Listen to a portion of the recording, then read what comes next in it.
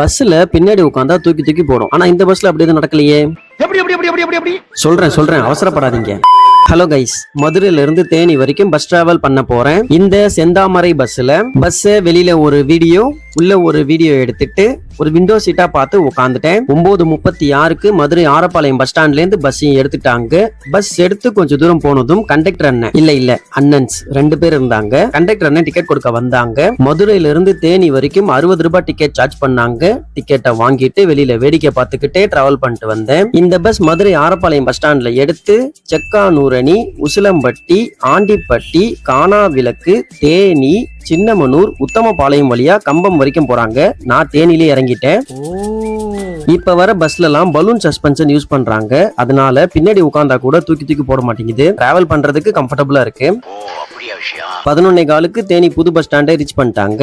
என்ன சேஃபா கூட்டிட்டு வந்த டிரைவர் அண்ணனுக்கும் கண்டக்டர் அண்ணனுக்கும் ஒரு தேங்க்ஸ் சொல்லிட்டு அங்கிருந்து கிளம்பிட்டேன். வீடியோ அவ்வளவுதாங்க. வீடியோவை லைக் பண்ணிட்டு சேனலை சப்ஸ்கிரைப் பண்ணிக்கோங்க. அப்புறம் இது வெறும் டிராவல் இல்லைங்க, இம்ப்ரமேஷன் இஸ் வெல்த்.